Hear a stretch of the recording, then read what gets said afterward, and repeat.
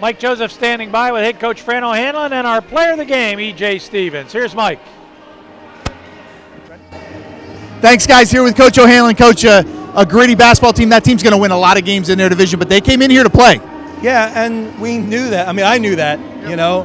And one of the things that I said coming in, I said, let's hope we can have a lead at the first time out, which we didn't. We were down 10-5 because I knew the energy they're going to bring. We're coming off a break.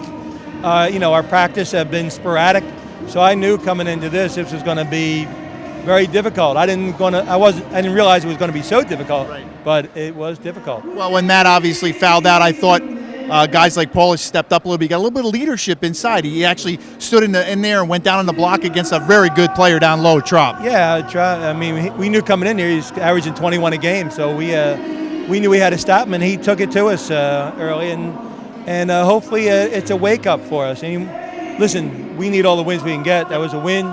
You know, hopefully it builds our confidence that we executed going down towards the end, especially with a lot of young guys in there.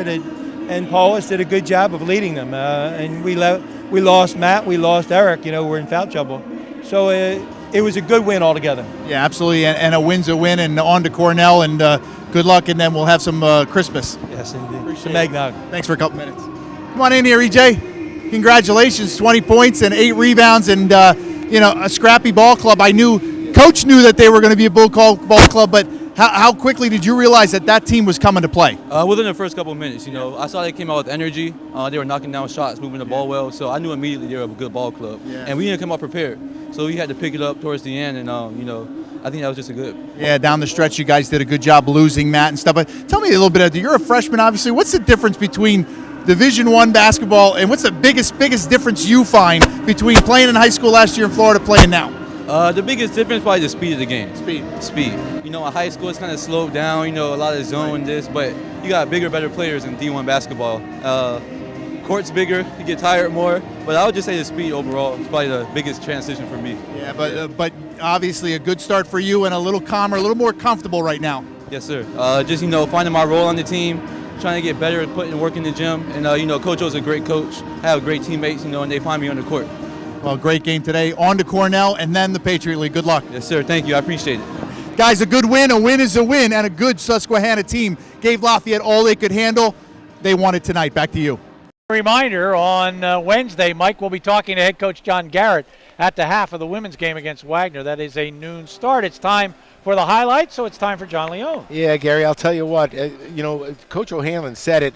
This young man, Hoagland, did a great job all night long getting in the lane and creating opportunities for his teammates and really setting the tone offensively for a feisty Susquehanna team. I'm not sure they can play better. We don't see them all the time.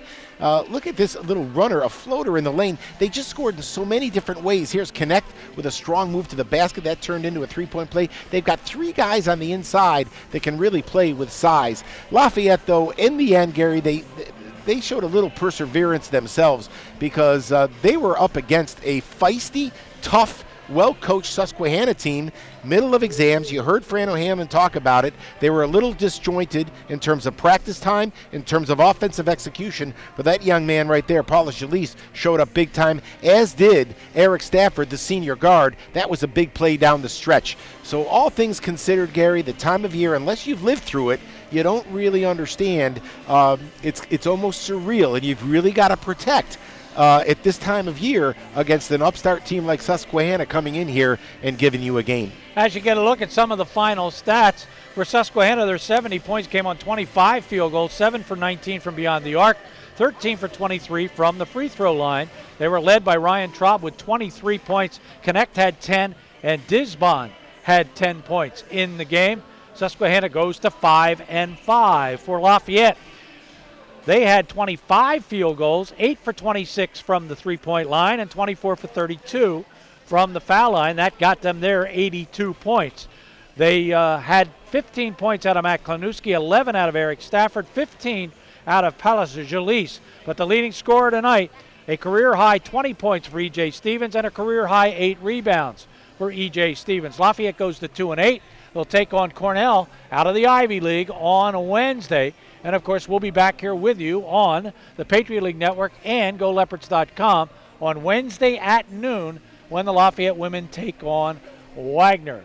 So if you're going to join us at noon, we'll welcome you back. If you're not, we wish you all a very happy holiday. For John Leone and Mike Joseph and John Sapino and his staff, the technical crew, we thank them for a job well done. For all of us, I'm Gary Laubach. Good night, everybody.